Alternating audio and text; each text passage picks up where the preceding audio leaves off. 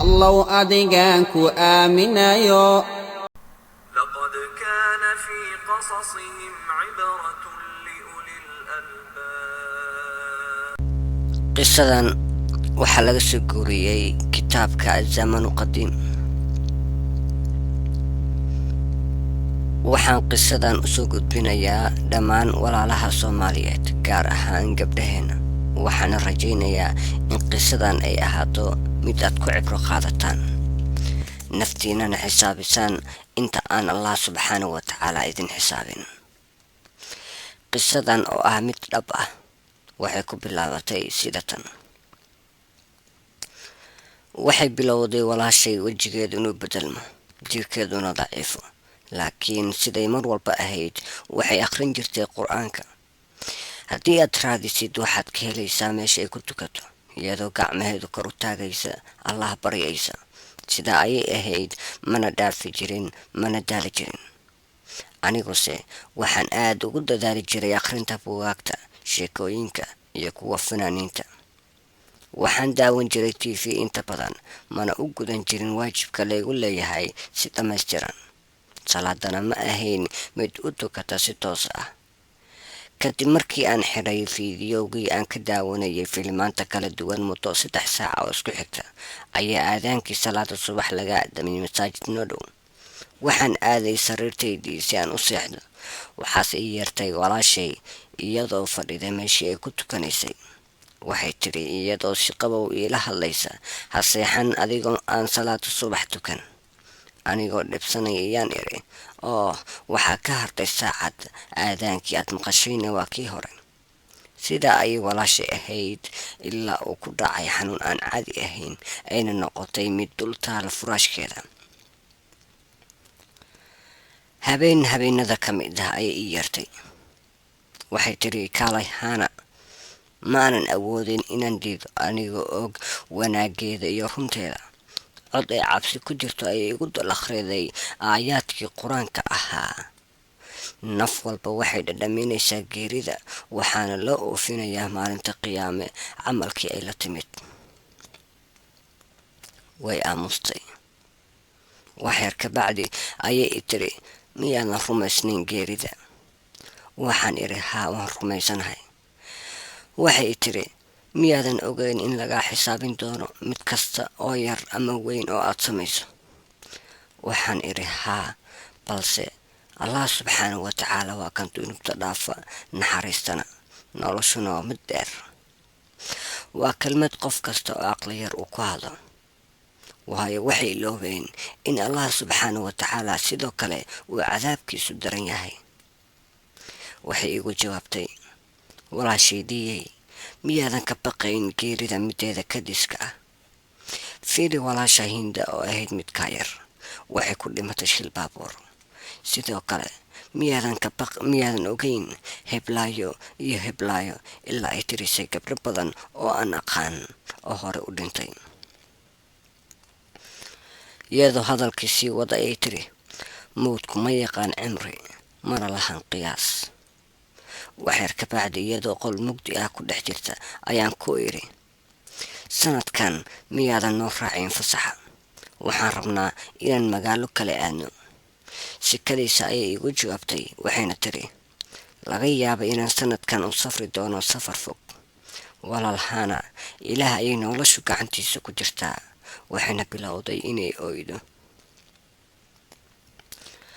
waxaa hadda ka hor walaashay lagu sheegay inuu hayo cudur xun oo aan laga badbaadi karin, laakiin iyada waa laga qariyay. markii oyday ayaan u maleeyay in loo sheegaa xanuunka haya.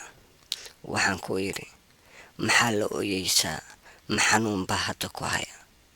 waxay igu jawaabtay, ma waxaad u malaynaysaa inaan cudurka haya la ooyayo? waxaa laga yaabaa inaan ka cimri dheeraado dadka ugu caafimaadka badan. adiguse ilaa goormaad noolaanaysaa? inkasta oo aad noolaatana waxaa kaa dambeeya geeri. gacanta ayay soo qabatay, waxayna tiri, wax farqi ah inooma dhexeeya kulligeen.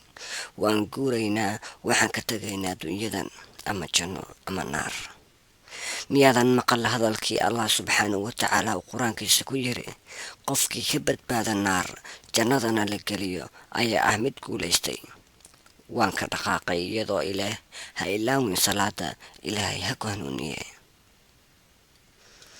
subaxdii 8aad ayaa anigoo hurdo laygu soo garaacay albaabka, mana ahayn waqti la kicin jiray. waxaan maqlay oohin. waxaan isiri yaa rab, wartalo maxaa dhacay? xaalkii walaashay nuur ayaa sii xumaaday. aabahay ayaa u qaaday hosbitaalka. muddo dheer kadib, markii aan sugay akhbaartii nuuro, saacaduna ay gaartay 1:00 duhurnimo, ayaa aabahay telefoon soo diray. wuxuu noo sheegay inaan soo booqan karno. hooyadii ayaa waxay ii sheegtay in hadalka aabe ahaa mid welwel iyo walbahaar ka muuqdo. shukadii ayaan qaatay. waxaan u yeernay darawalkii gaariga. si degdeg ah ayaan u kornay gaariga. hosbitaalka oo aad nooga fogaa wuxuu ila noqday mid dhow. hooyaday ayaa dhinacayga fadhiiday iyadoo leh waxay ahayd gabar saalixad ah oo i adeecda.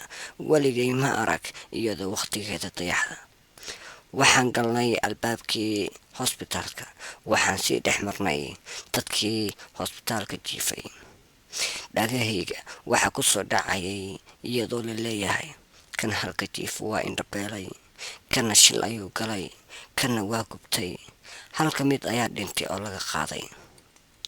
dadka meesha jiifayna way il darnaayeen. waxaan kala garan waayay inay yihiin dad aakhiro ama dad adduun.